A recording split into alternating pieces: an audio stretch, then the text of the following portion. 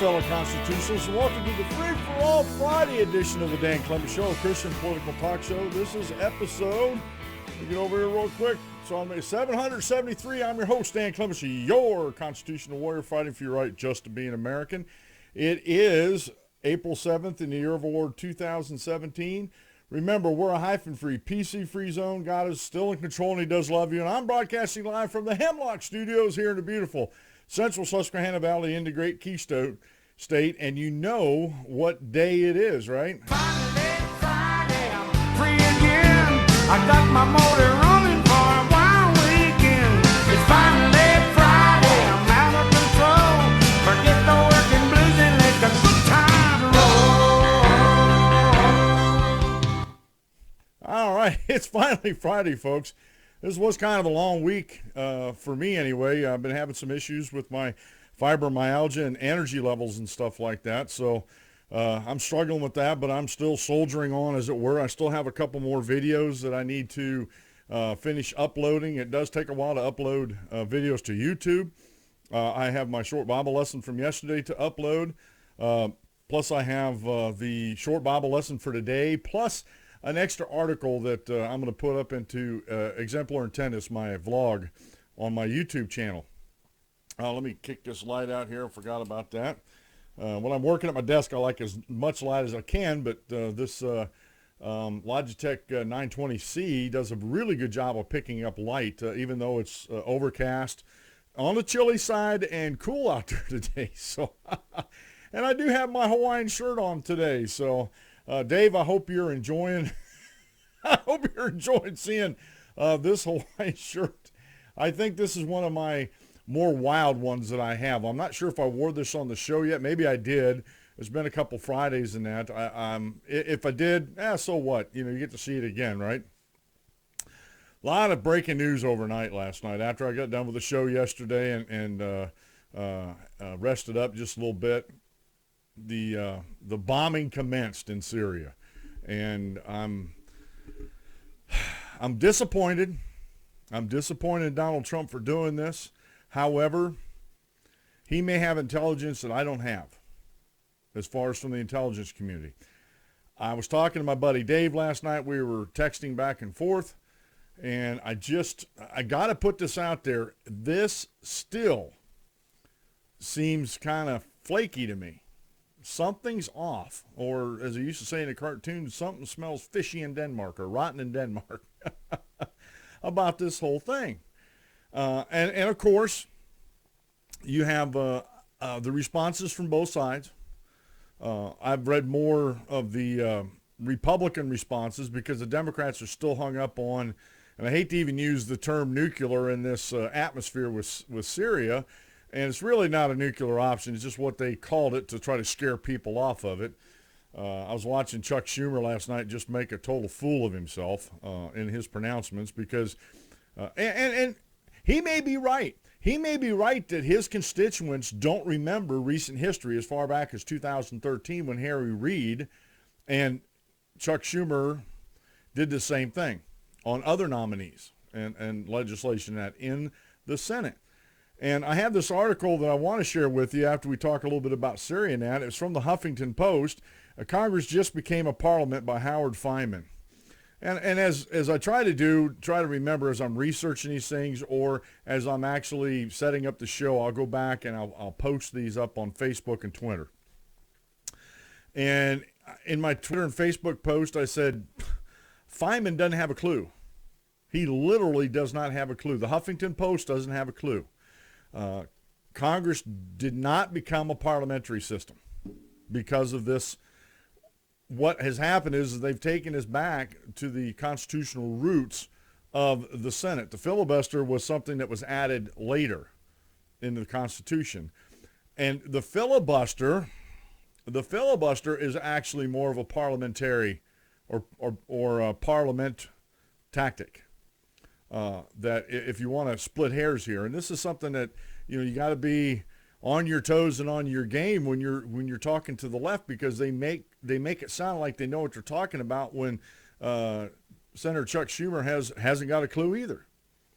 And I've been saying for the past couple of days now, I sort of let everything come out in the wash, but I've been saying in the past couple of days now to indivisible groups and other folks on Twitter mainly, some on Facebook, that if you want to have a say as far as an up or down vote, and you want to be able to block a nominee from a president you don't agree with, that you're running your whole smear campaign on fake news and innuendo, then win the elections.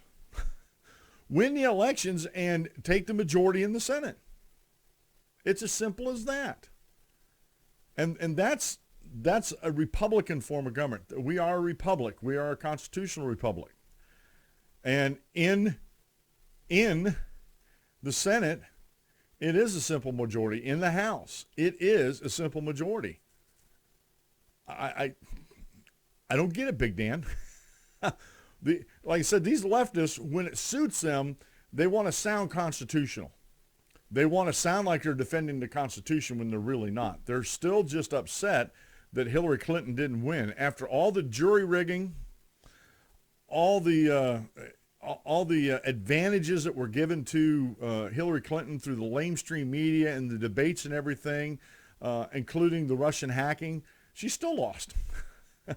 She still lost. And I say Russian hacking tongue-in-cheek. Nothing has been proven. These folks on the left are running with the story like, that they have hard, solid evidence, provable evidence that Donald Trump and his team, his campaign team, his transition team has been colluding with Russia. And yet, when you ask them about it, well, he's under investigation. Okay, he's under investigation. Has there been a grand jury impaneled in this? No. They haven't even sought indictments yet. So you don't even know what they're investigating or what they found in their investigations, yet you're running with the story like this has been proven fact for the past 100 years. And quite frankly, I think it's humorous to me. Some people are getting tired of it. I do get a little annoyed by it because of the voluminous amount of the fake news and narrative that's going on, especially from the left out there when it comes to Donald Trump, the campaign. The Democrats are not going to do, they're going to stonewall as much as they can against the whole agenda of Donald Trump, no matter if it's Donald Trump. Seriously, folks, Donald Trump could sign into legislation that Congress passes the cure for cancer, that they found a cure for cancer and are passing a law that everybody that has cancer gets this cure. And cancer is stomped out. And the Democrats would still find fault with President Donald Trump. They're just that way. They are unreasonable, intolerable folks. They say they're tolerable, but they don't act like it. And I always say actions speak louder than words.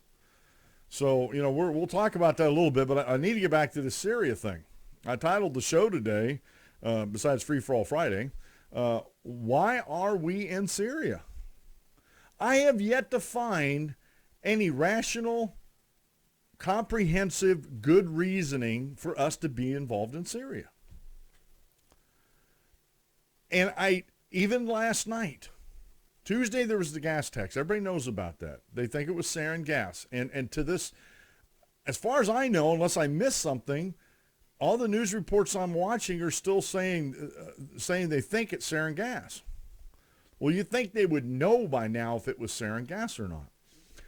Then the reports on Tuesdays that came out, they were saying that the airstrikes were being taken against rebels, and they blew up warehouses with these chemical weapons in them. And of course, the experts came out and said, well, sarin is held in two parts. If you blow it up, it's just going to burn up, and you only put it together when you get ready to use it. Well, okay, I'll defer to the experts on this, but what about if it, one, and this is just my reasoning, maybe I'm faulty in this, one, that they had already put it together getting ready to use it, and someone found out about it, and they decided to take out the warehouses it was in, and depending on the type of bomb that they used, it may not have destroyed any of the chemical that was being used, whether it was sarin gas or something else, depending on the bomb. Now, if you're talking about a Hellfire, or a thermite bomb, something like that, that raises the temperature almost as much as a nuclear bomb does without the nuclear fallout and burns everything in sight, I would agree with you. But there's no evidence, no photo evidence. I mean, I've been watching One American News Network. I've been watching some of the foreign news agencies. There's no evidence of any huge bomb being used for that. And a matter of fact, the pictures they showed about these craters, these small craters in the road, if it was done by a missile, wouldn't you see, even if it was a chemical warhead missile, it's got to explode. And where, I mean, they were showing the street, unless they cleaned it up, where's the fragments from the missile? I'm just asking these questions because I see these inconsistencies in there. And the other one I think we need to ask, and I have an article we're going to get to right away, and maybe I'm asking some of these. I've read it last night, and then I got a whole bunch of other information in my head. But Kevin Gutzman, not Kevin Gutzman, Sean Davis over at thefederalist.com, answer these 14 questions before you push U.S. war in Syria. And so the other question I have to ask, and I even asked this in the first gas attack, I think it was back in 2011 or something like that, where they blamed it on Assad using chemical weapons. And even back then, I didn't accept the narrative that was put forth or the explanations put forth because it didn't make any sense. And even now, today, on Tuesday's chemical attack, it still doesn't make any sense to me why Assad would do that. He is winning. He drove out the rebels in Aleppo. Everywhere they're going now, they're driving out the rebels, and they're defeating the rebels, which under the Obama administration, we used to support. And I don't want to get into, who was supporting who over there, because you need a baseball scorecard, and even then I don't know if you actually would get the whole picture. Or maybe we should get a spreadsheet like Susan Rice and put it out on a spreadsheet and see if we can make sense of it. We might have to, but there's too many players in Syria. And again, I asked the question, what does Assad have to benefit from this? Nothing. I don't think Assad's a stupid man. You may not agree with his politics, that he's a dictator and he's done some bad things. I understand he's done some bad things. However, what does he benefit from gassing his own people, using chemical weapons on his own people? If it is true that he used them, then yes, he needs. I'm not saying he should get off the hook if he used them. That's a bad thing. He's a bad man, did a bad thing there. Okay. But, and this is what I'm putting forth, and some other folks have said this that I've heard in conversations over the past few years. What if it's the rebels that are setting off these chemical weapons and then blaming it on Assad? Is it plausible? Yeah, I think it's more than plausible. I think the rebels and ISIS forces and stuff like that, I don't think it's beneath them to do anything to advance their cause. And again, I have to ask, what does Assad have to gain from gassing his own people? He's winning. He's winning the civil war. And quite honestly, I don't know why we're over there to begin with. If you take the chemical weapons off the table, take that argument completely off the table, what national security interest is there for us in Syria? And I've heard some very far left commentators talk about, well, they found new oil reserves in the Gaza Strip, and so therefore that's important to the oil companies in America and the money and stuff like that. And I'm thinking that narrative doesn't wash right now, because we are on the verge of moving one of the biggest oil booms in North America with the Keystone XL pipeline, the Dakota Access pipeline, possibly, and this was something that I think is going to happen with the deregulating of the EPA, and possibly when Trump actually gets to it, once they find out that they're getting all this oil down to the refineries, they're going to find out the refineries can't handle all this oil. I think President Trump's going to rescind that executive order, a 30-year-old executive order. I think it was under Bill Clinton's regime, that they're not building any. I'm not sure. I have to go back and look whose presidency it was under, but it's been over 30 years or so, almost probably 30 years, since we built a new refinery in this country. And all we've ever done was shut them down, and haven't built a new one. And honestly, I think we're going that way. So I can't believe, and I won't believe the conspiracy theorists to talk about, well, it's just oil. It's all about oil, They talk about banks and banking interest. The only thing banks profit from in war is war itself, because you got to finance it somehow. Okay, the Federal Reserve is the financier of America's wars. Okay, so you got to finance these wars somehow. Who else benefits from us having conflict in Syria? Well, the manufacturers of the Tomahawk cruise missiles. They're going to make some big bucks, because guess what? They have to, and I didn't go back and check that, but I think cruise missiles are over $1 million a pop, and they just lit off 50 to 60 cruise missiles into Syria last night. So some defense contractor, whoever makes the cruise missiles, is going to make some money. The military-industrial complex stands to make a lot of money if we get into a protracted war in Syria, like we have been in Afghanistan and we have been in Iraq. They're the ones that stand to make the money off of this. And I don't want to sound like a conspiracy theorist, because I'm not a conspiracy theorist, folks, but when I see something that looks fishy, I want to talk about it. I want to put it out there and see what your thoughts are on it. I just can't help but think and take to heart the warning of Dwight D. Eisenhower, who was a 5-star general. He led the D-Day invasion, as it were, to liberate Europe. If anybody knows about the military-industrial complex, it would be Dwight D. Eisenhower, and he warned us about it. He said, don't let them get that strong. And that is a danger.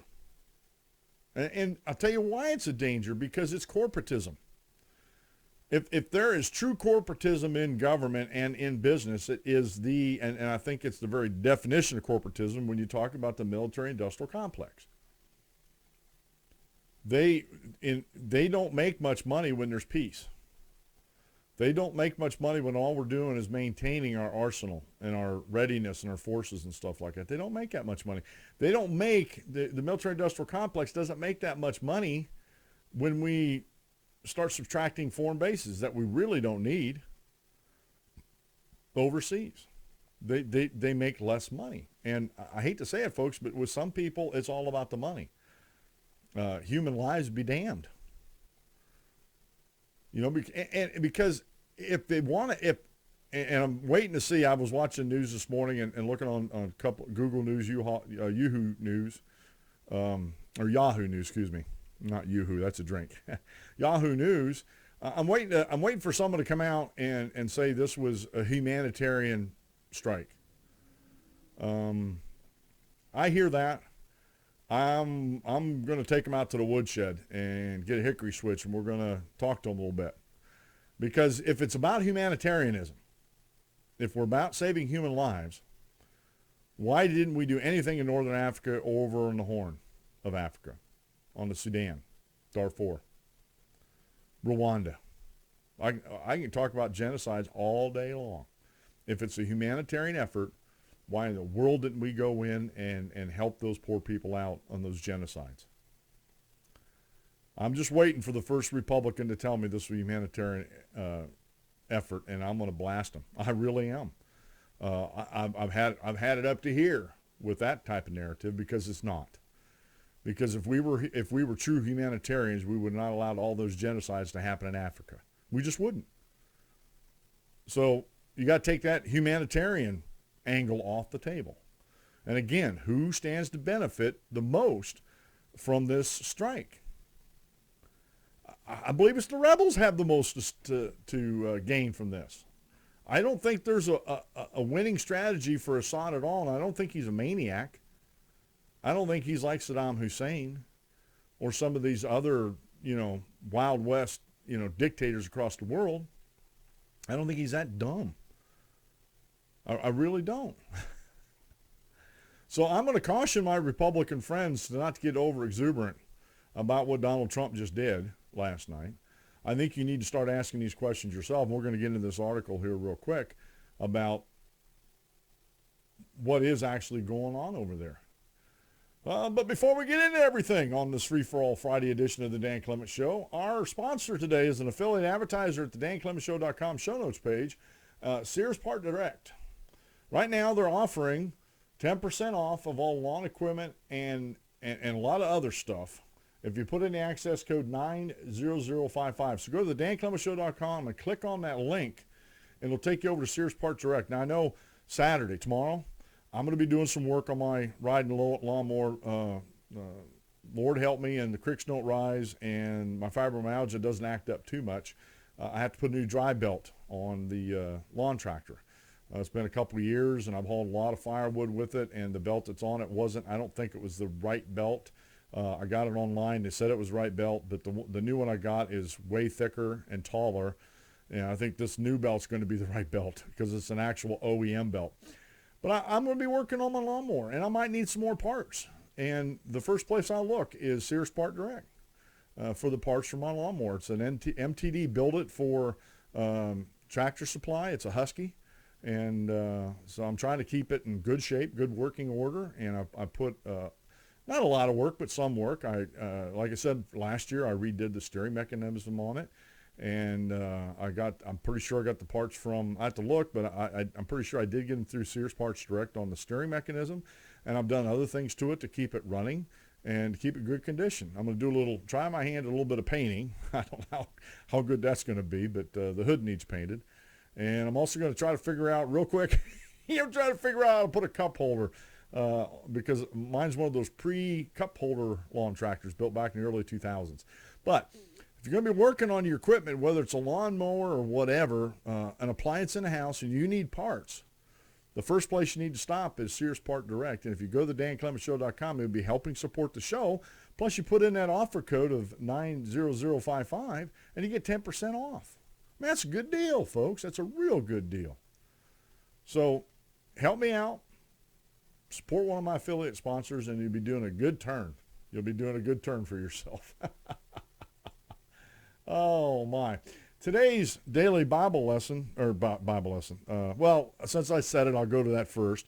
It's called God's 3 Steps to Success, okay? Sort of in the vein of Tony Robbins, right? And this is by Mike Riley over at gewatkins.net.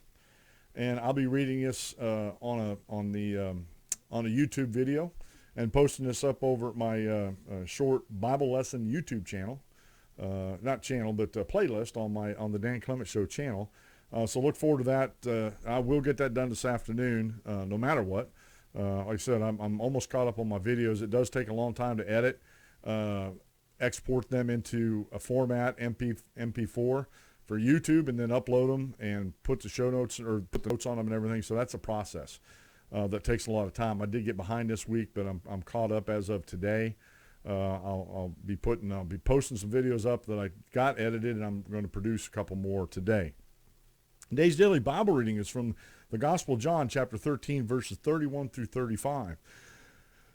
So when he had gone out, Jesus said, "Now the Son of Man is glorified, and God is glorified in him. If God is glorified in him, God will also glorify him in himself and glorify him immediately. Little children, I shall be with you a little while longer. You will seek me, and as I said to the Jews, where I'm going, you cannot come. So now I say to you, a new commandment I give to you, that you love one another as I have loved you, that you also love one another. By this, all will know you are my disciples if you have love for one another."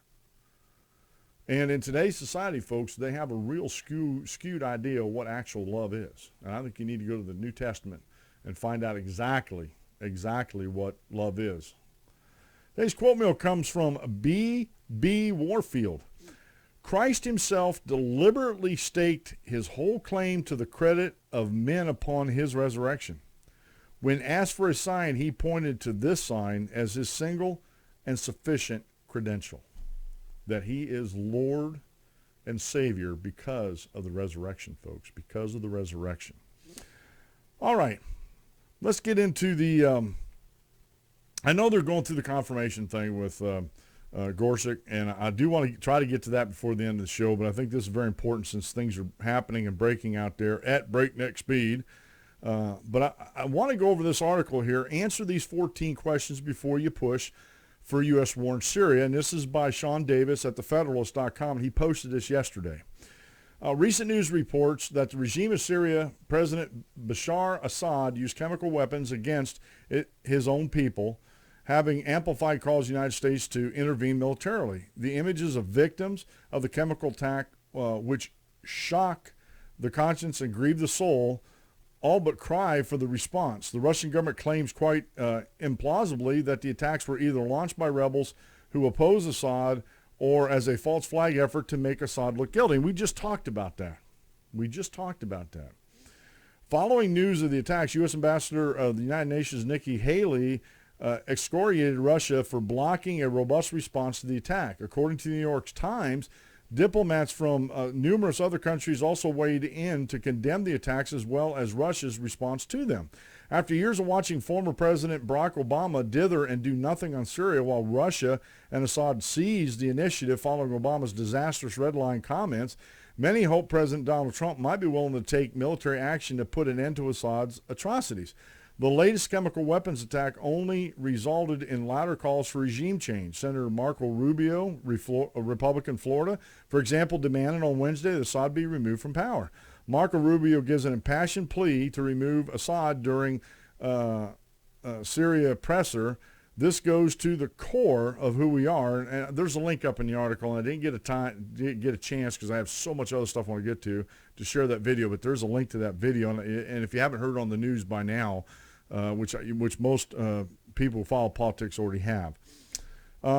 Senator Tom Cotton, a Republican in Arkansas, also called on Trump to depose the Assad regime. Cotton breaks with Trump saying U.S. should work to force Assad to go.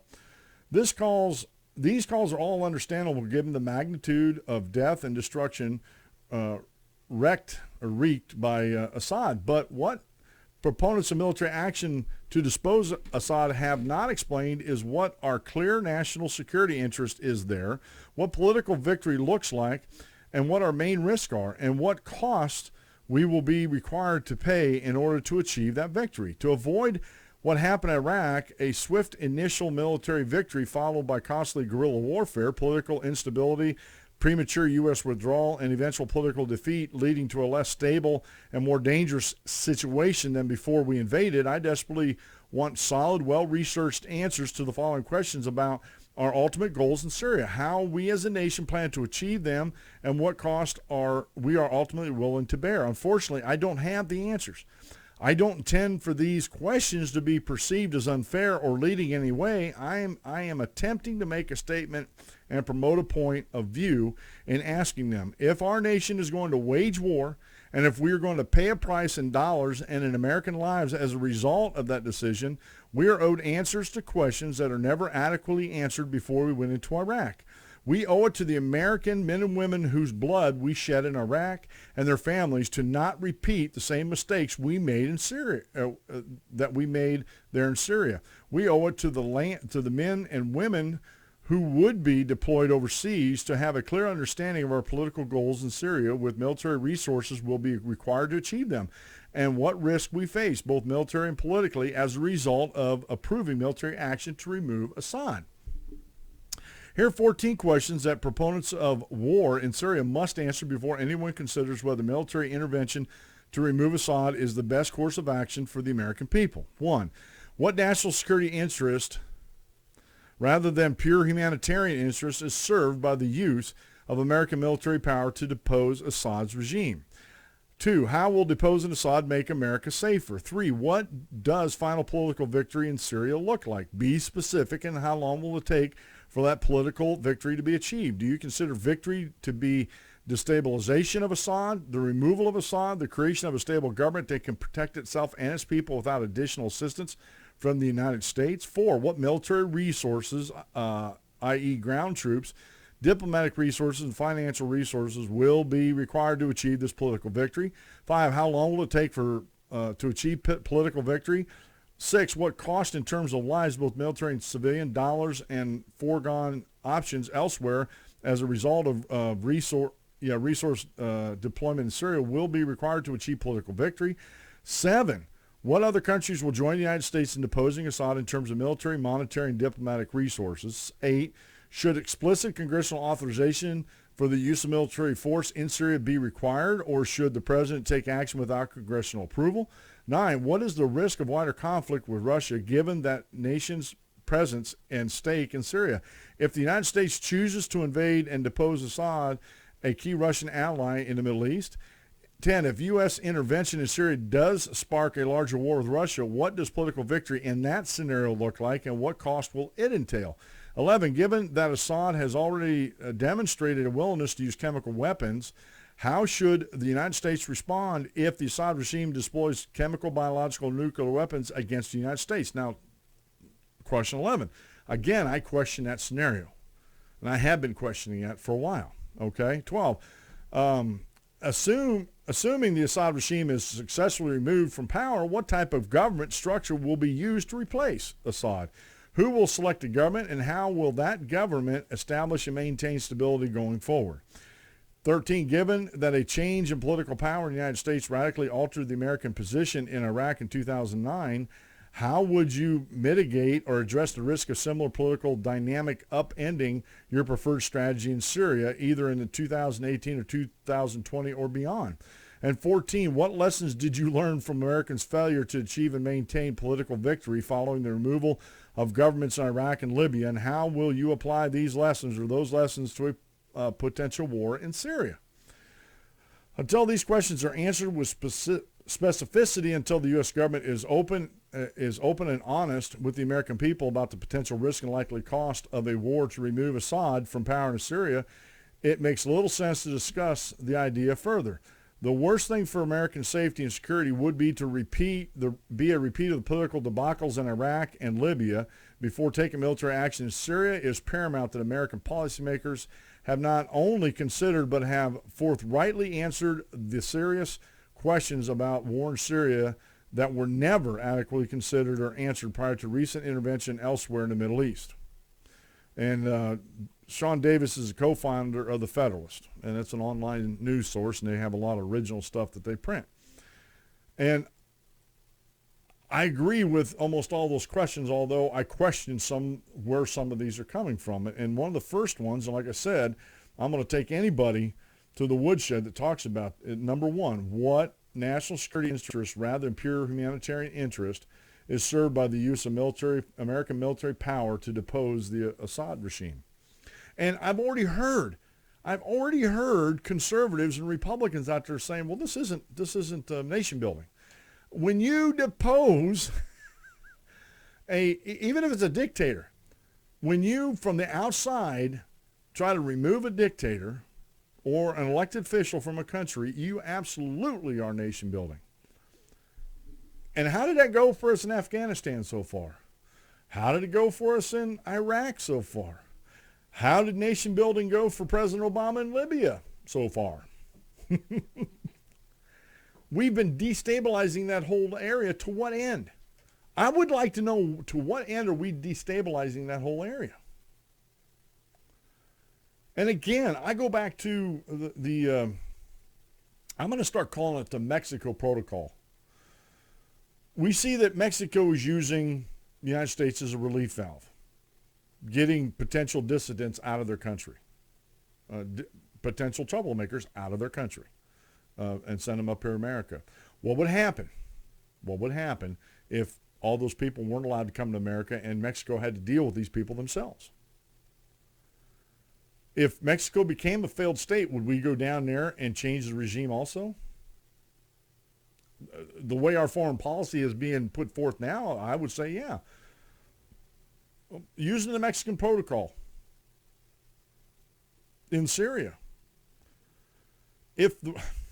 And this, I got to ask this question too, because these other questions keep coming up. Where in the world are these rebels getting their arms? If Russia is supporting, and I'm told China is supporting Syria and Iran, and Russia have the same ties, where are the rebels getting their weapons? I mean, are they getting them from Turkey? Is Russia or China double dealing here? Is America double dealing? Is America supplying them with their weapons? Who is supplying them with their weapons and armament? I would like to know that. Because if actual civilized countries aren't giving them their weapons, aren't selling their weapons, and I'm not naive enough to think there isn't a black market out there, folks. There absolutely is. But even that black market has to get those weapons from somewhere. If we want to end this, why don't we go after the weapons dealers or stop the flow of weapons into Syria to the rebels and to Assad for right now? If neither one of them had weapons to deal with, do you think that would bring them to the negotiation table a little bit quicker? Someone's fueling this conflict over in the Middle East. Somebody with weapons is fueling this conflict over there, and warmongers and hawks don't see that. They don't. And I got to believe that some of these, like John McCain, when John McCain and Lindsey Graham say that was a good thing for President Trump to do last night, red flags, boom, boom, boom, boom, boom, they go up. And I mean, they go up high and they go up strong. Red flags. I don't trust either one of those two.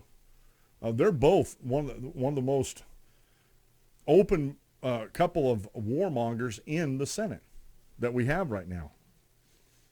And I have to question their motives for this. So there's a lot of unanswered questions going on. And I like most of these questions here that need to be answered. I think a couple about chemical weapons, I got to call into question. Again, I have to ask the question, and this has not been answered. Not to my satisfaction anyway. What does Assad have to gain from using chemical weapons on his own people when it seems like with Russia's help that they're winning against the rebels? What do they have to gain? Please, somebody in the Trump administration answer me that. What does Assad have to gain by using chemical weapons on their own people? I think that's the skunk in the room, because it's smelling the whole place up. We haven't answered that. We've just taken unilateral action to take out an air base inside Syria. And I don't trust the intelligence coming out of our intelligence community. With everything that's gone on since Donald Trump's nomination as the Republicans' nominee for the President of the United States, since his victory in November, since his inauguration, everything that's gone on by the deep state in Washington, D.C. has been to thwart Donald Trump. And he hasn't been in there long enough. He hasn't had his team in there long enough to root out some of these stinkers in the deep state that are working against him and working against the American people and the best interests of the American people.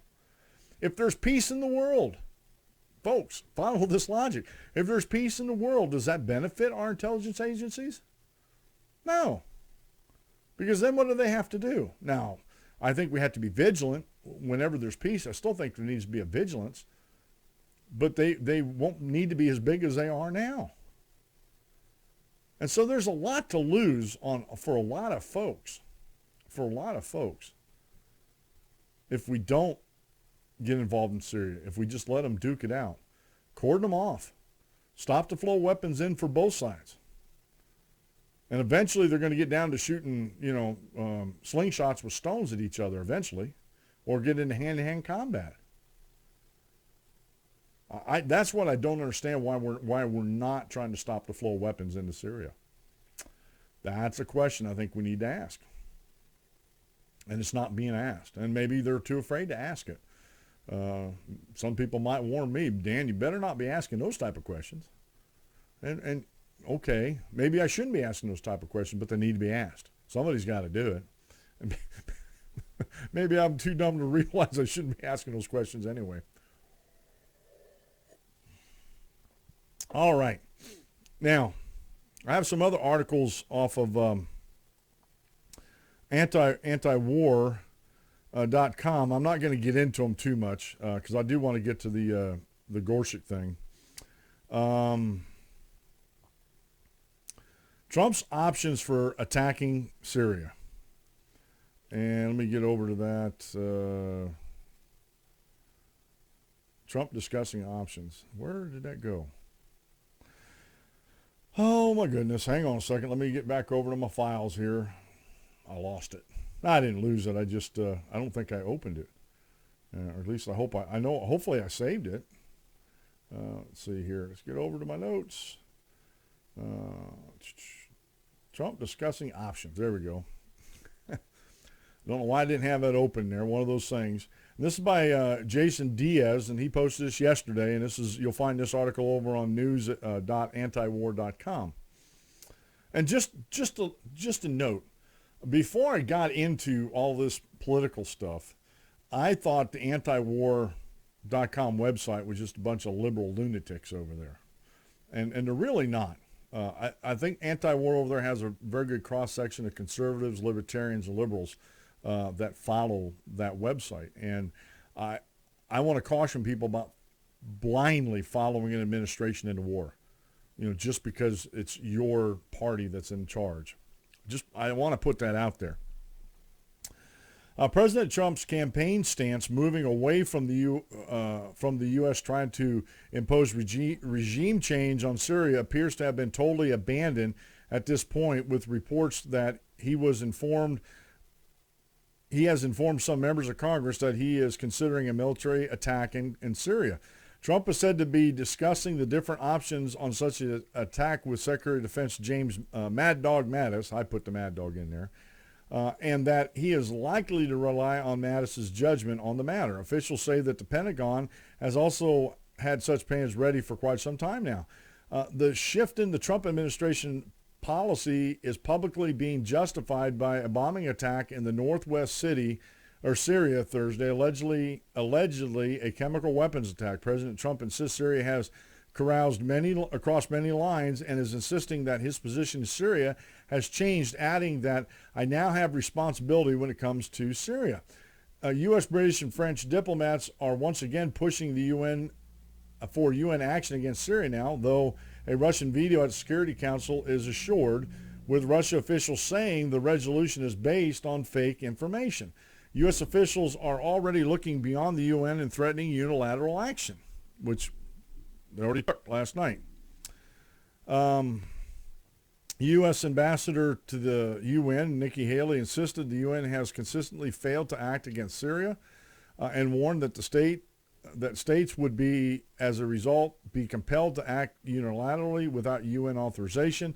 Haley added that Syria's illegitimate government was committing untold atrocities. Again, got to ask the question, how does Assad benefit from this when the rebels are losing anyway? Doesn't make sense to me. All of this sounds remarkably familiar to the statements by U.S. officials when the Obama administration was planning to attack Syria. And while it's not clear President Trump is willing to risk war with Russia by launching such an operation, Secretary of State Rex Tillerson warning that Russia needs to reconsider its continued support for Syria, suggesting that at the very least the administration is fine with continuing to raise tensions with Russia over the matter. The gas attack incident, however, still has a lot of questions, with the Organization for the Prohibition of Chemical Weapons still just starting the probe of the incident.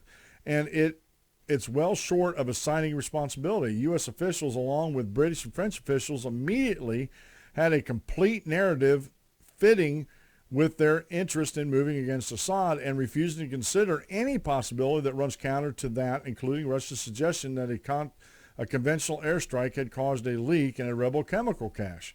The Pentagon claimed they detected the bombs on radar and confirmed they were from a Syrian warplane. Of course, but chemical and conventional bombs don't show up directly on a radar. This still does not discredit Russia's version of the events. The shift in U.S. policy, however, really began before the alleged gas attack even took place, as in the days ahead of it. Officials were again demanding Assad's ouster, and rebel officials were reporting that the previously halted CIA arms shipment had been resumed recently.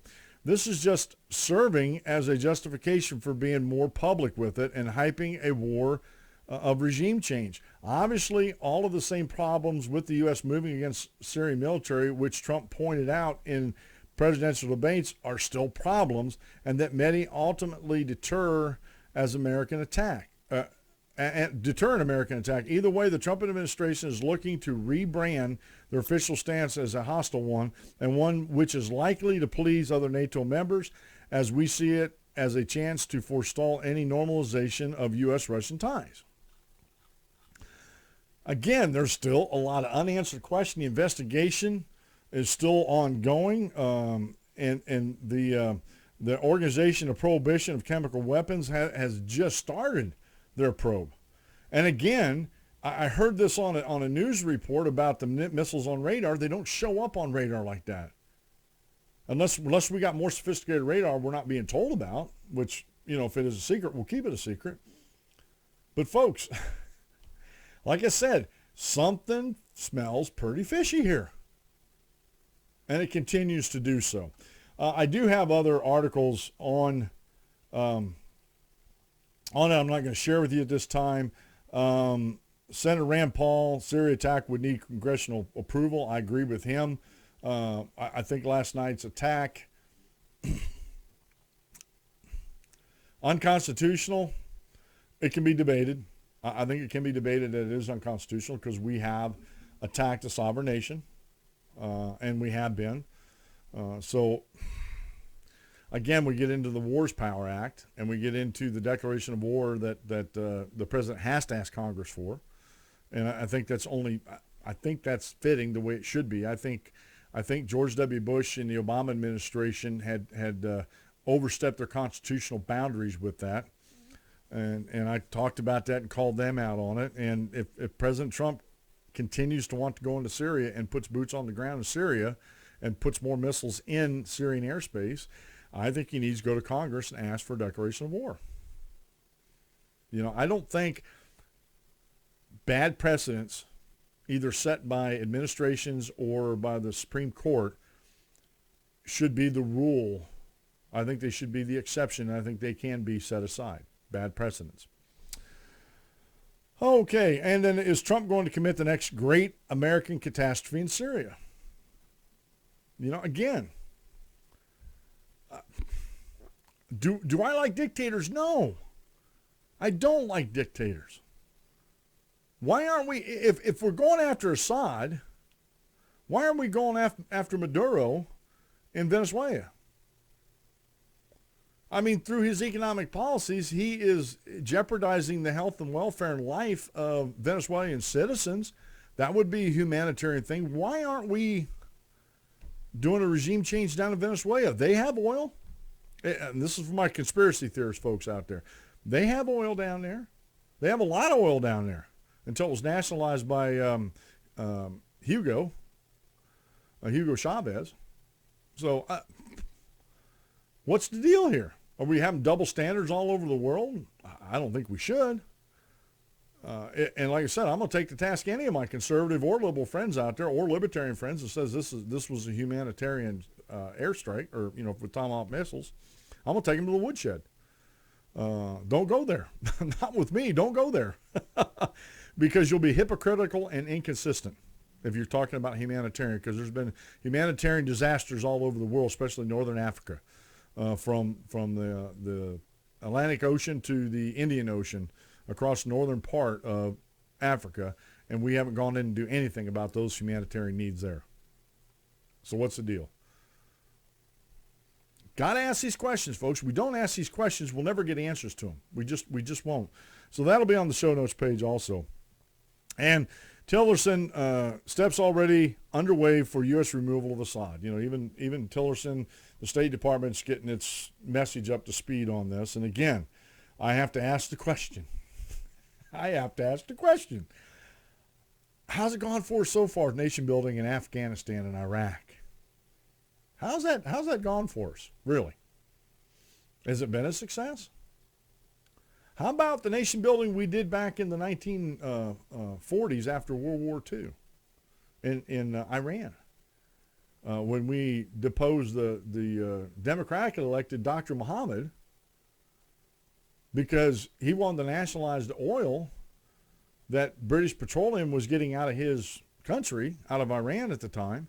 And between British Petroleum and the CIA working together, they ousted him and put in the Shahs of Iran through Operation Ajax. Go look it up. Go look up what Operation Ajax was. How did that work out for us? How does, and I just want to put this out here. I know I'm winding down a time here. I want to get to this Huffington Post article. How does that look to the world that we're a constitutional republic and the people are governed at our own behest and by our consent to be governed, how does that look to the rest of the world when our own CIA, in conjunction with British intelligence, and trust me, I tell you, we're talking about British Petroleum back in the 40s. That was a state-owned entity, and MI6 was all over this with the CIA. How does that look to the rest of the world when we take out a democratically elected, Hugo Chavez was democratically elected. Why didn't we take him out? Because he did the same things Iran did back in the late 1940s during Operation Ajax. Did the same thing. We didn't take him out. Why is the Middle East different than South America? Why is that? You got to ask those questions, folks. You really do. Why is that? And again, remember the woodshed. And I'm just the man that's big enough to do it too. All right. I got this article. Congress just became a parliament. I had this show set up yesterday, except for a few things with the missile strike. I was doing some work last night on videos, and all this thing was developing with the missile strikes and the Tomahawk missile strikes in Syria last night. So I had most of the show set up, and I was looking over some stuff this morning and trying to. And Dave says humility. Oh man, what was that Davis guy? Anyway, Mac Davis, that's what it was. There's a song he sang something about humility, Dave, if you remember that. But I seen this morning as I was going through my news stuff, and I said, man, I got to share this. We're talking about the Senate didn't use a nuclear option. They're not blowing up the Senate. They're going back to the original way the Senate was set up, as far as just a straight up, after they go through a confirmation hearing, and if it comes out of the conference, because that's where the Democrats have the chance to stop it. They didn't stop it there.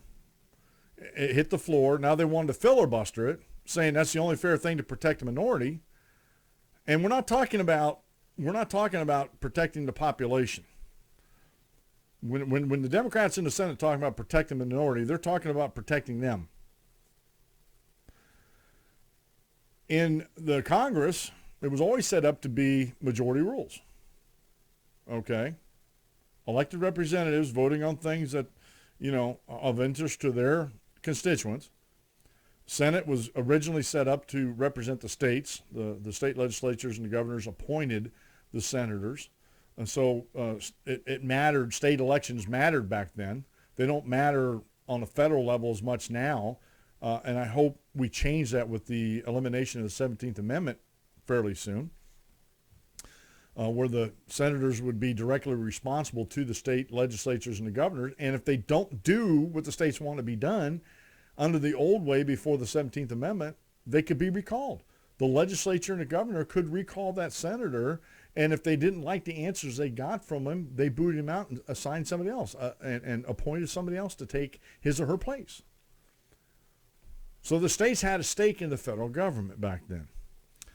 And it still, for the longest time, it still was just a simple majority to get things passed in Congress. And it behooved the two political parties, which honestly I think there should be more political parties.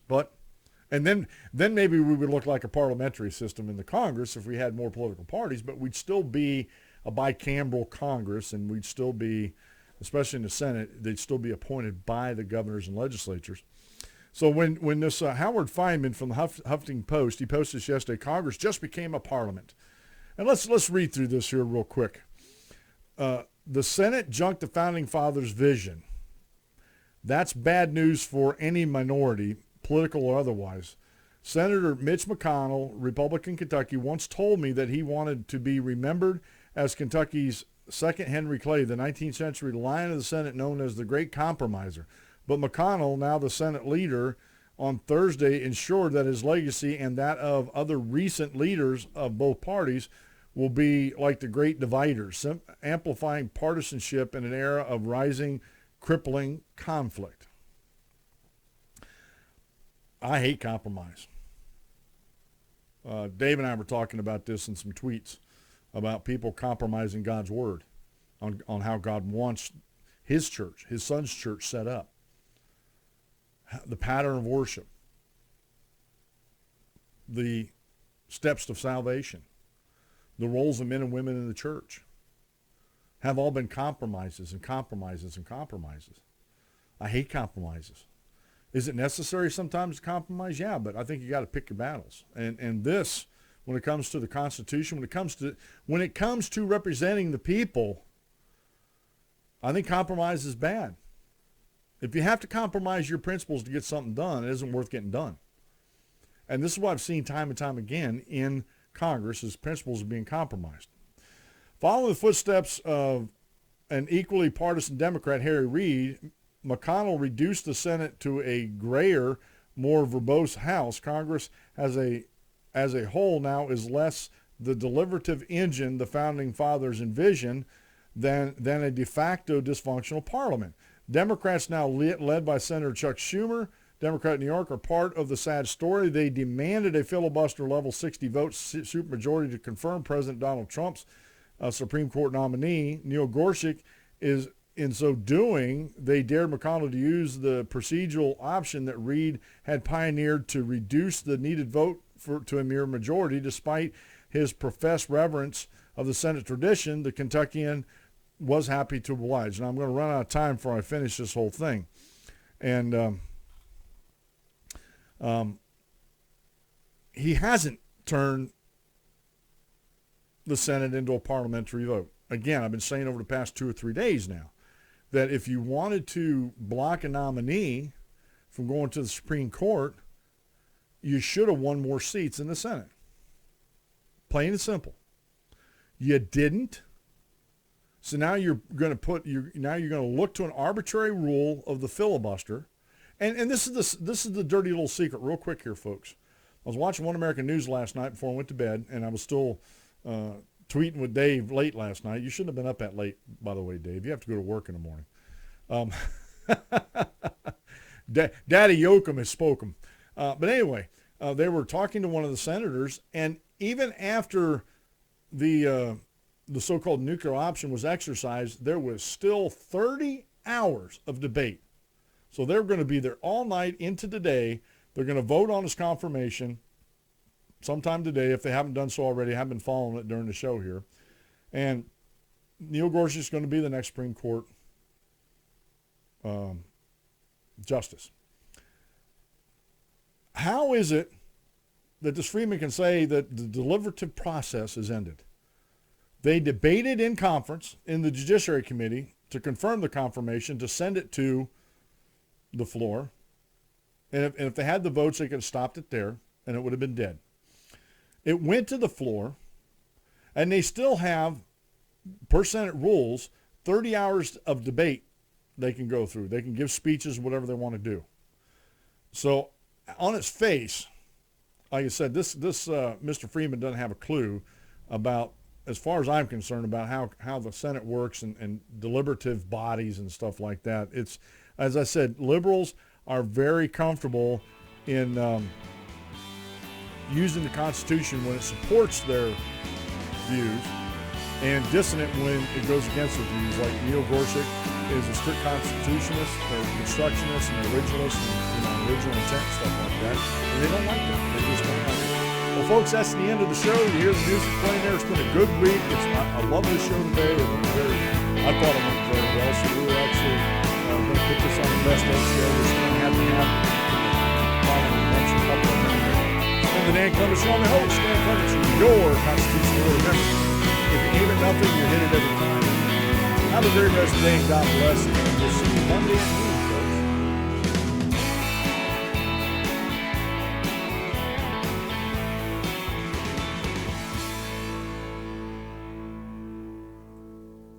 Thank you for using Blog Talk Radio. Goodbye.